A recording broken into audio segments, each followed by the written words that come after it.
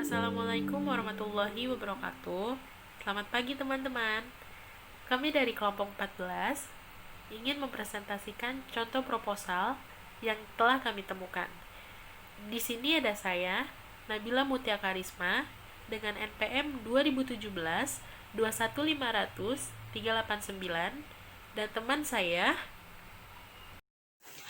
Perkenalkan, saya Aryana Yuliawati dengan NPM 2017 21500 435.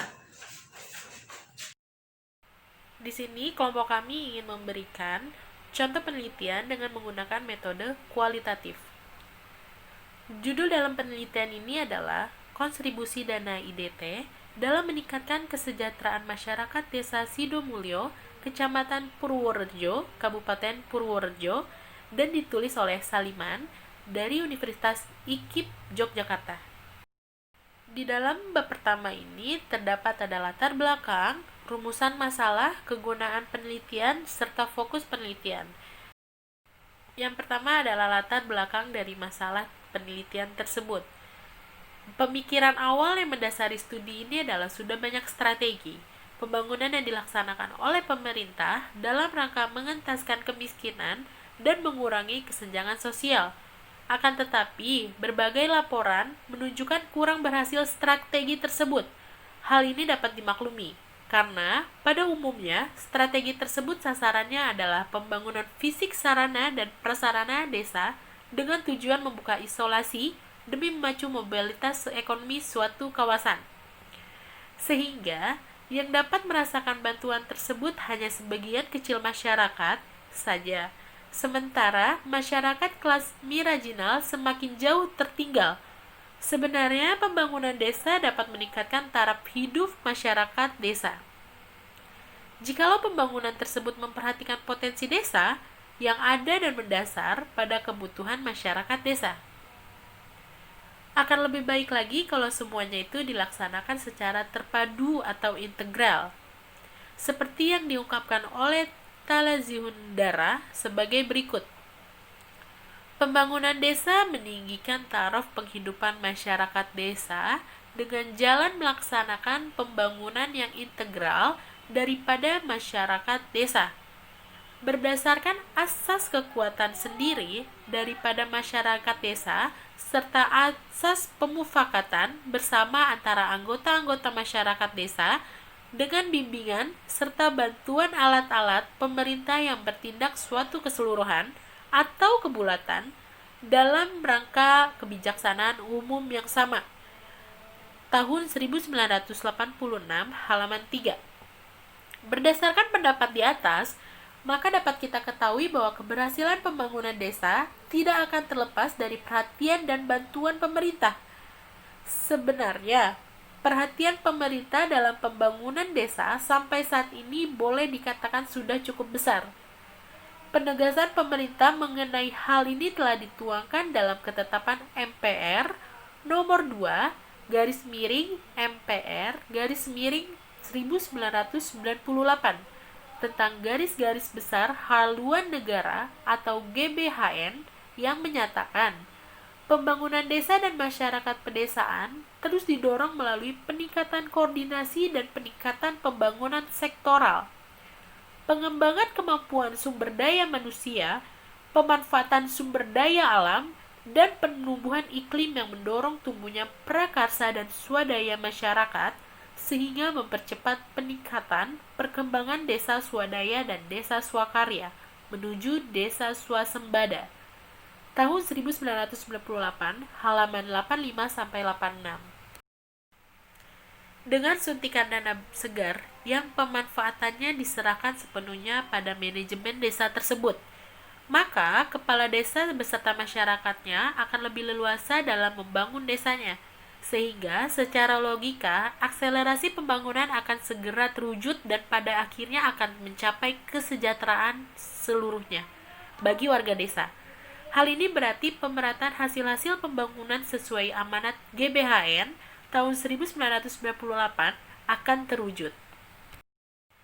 Selanjutnya, kita akan membahas tentang rumusan masalah dalam penelitian ini. Penulis menemukan 5 rumusan masalah. Yang pertama itu, adakah latar belakang budaya yang menyebabkan kemiskinan masyarakat? Yang kedua, adakah latar belakang tipologi wilayah yang menyebabkan kemiskinan? Yang ketiga, mampukah bantuan dana IDT memberdayakan aktivitas ekonomi masyarakat miskin? Yang keempat, bagaimana keberhasilan pembangunan pada desa setelah mendapatkan IDT? Yang kelima, bagaimana model pemberdayaan ekonomi masyarakat desa tersebut?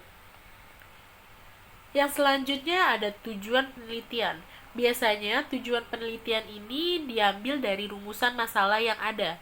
Lalu, jadi ada 5 tujuan penelitian.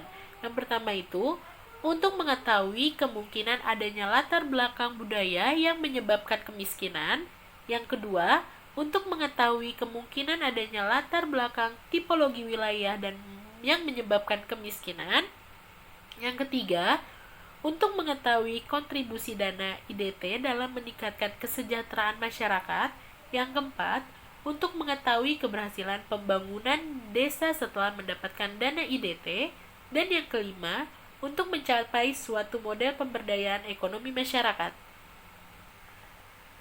Lalu penulis menemukan kegunaan penelitian. Dalam penelitian ini, kegunaan penelitian ada 3. Yang pertama itu bagi pemerintah, yang kedua bagi peneliti, dan yang ketiga itu bagi kampus itu sendiri. Yang pertama kita akan membahas tentang manfaat kegunaan penelitian ini untuk pemerintah.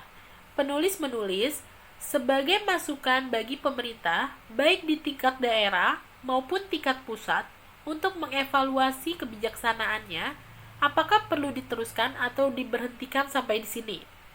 Lalu yang kedua, bagi peneliti sendiri, yaitu untuk memperluas wawasan tentang strategi pemerintahan dalam mengentaskan kemiskinan, dan sebagai syarat untuk memperoleh gelar magister pendidikan pada program studi pendidikan ilmu pengetahuan sosial. Dan yang selanjutnya itu adalah bagi IKIP Yogyakarta sendiri, yaitu untuk menambah koleksi hasil-hasil penelitian khususnya yang menyangkut kebijaksanaan Inpres Desa Tertinggal. Lalu di dalam penelitian ini juga terdapat fokus penelitian.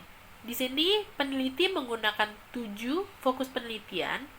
Yang pertama itu, bagaimana karakteristik dari wilayah Desa Sidomulyo, bagaimana karakteristik masyarakat miskin Desa Sidomulyo, terutama pola hidup dan aktivitas ekonominya.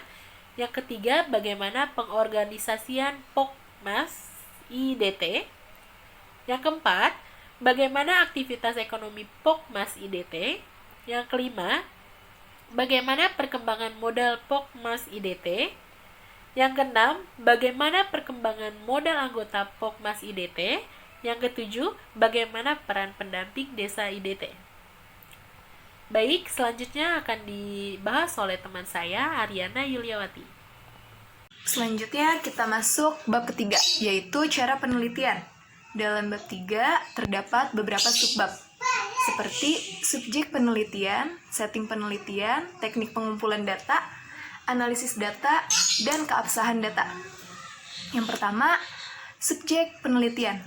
Untuk menentukan subjek penelitian supaya dapat menjaring informasi yang memadai agar dapat menemukan suatu model pemberdayaan ekonomi masyarakat, maka semua informasi akan digali langsung dari anggota Pokmas IDT dengan menggunakan metode snowballing dengan cara sebagai berikut.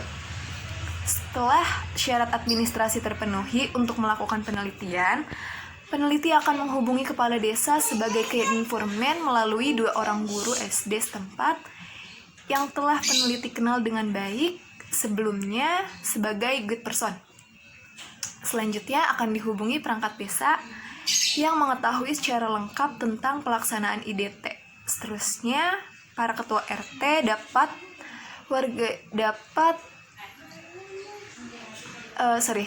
Seterusnya, para ketua RT yang warganya termasuk anggota Poknas IDT tadi, dan akhirnya Poknas IDT beserta anggotanya. Perubahan selama ada di lapangan sangat dimungkinkan selaras dengan perkembangan permasalahan yang terjadi. Sebab yang kedua yaitu setting penelitian. Untuk memudahkan memasuki setting penelitian, maka peneliti mula-mula akan berkenalan secara umum melalui forum rembuk desa yang telah ada di desa tersebut. Berkenalannya itu melalui key informant. Selanjutnya, kepada calon subjek penelitian akan diadakan pendekatan secara pribadi melalui guide person. Setelah kehadiran peneliti dirasa telah diterima dengan baik, barulah akan memulai mengumpulkan data yang diperlukan. Tentunya dengan tetap membina hubungan baik yang telah terjalin. Jadi sebelum kita memulai penelitian, kita harus membina hubungan yang baik dulu dengan warga desa setempat.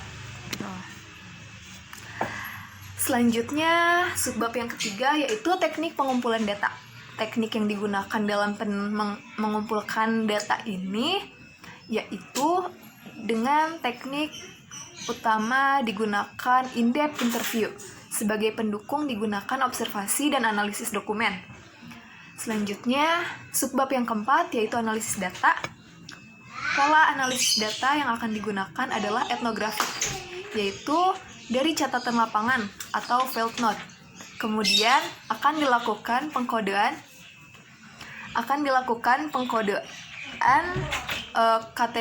kategorisasi atau klasifikasi, kemudian disusun secara sistematis dan dilanjutkan akan disusun tema-tema berdasarkan hasil analisis data tersebut. Sebagai bahan pijakan sekaligus pisau analisis bila perlu digunakan teori-teori yang relevan dan hasil penelitian terdahulu yang mendukung. Nah, selanjutnya subbab terakhir, subbab yang kelima, yaitu keabsahan data. Untuk menghindari kesalahan data yang akan dianalisis, maka keabsahan data perlu diuji dengan beberapa cara sebagai berikut. Yang pertama, pengumpulan data secara terus-menerus pada subjek penelitian yang sama. Jadi kita mengumpulkan data secara sama tapi dilakukan berulang-ulang kali. Nah, yang kedua, triangulasi pada sumber lain yang dapat dipertanggungjawabkan, dan bila perlu, yang terakhir, yang ketiga, pengecekan oleh subjek penelitian. Setelah kita menerima hasilnya, kita cek lagi agar tidak terjadi kesalahan. Selanjutnya yaitu daftar pustaka. Dalam penelitian ini, peneliti tidak menyebutkan atau tidak mencantumkan daftar pustaka. Jadi sekian. Terima kasih.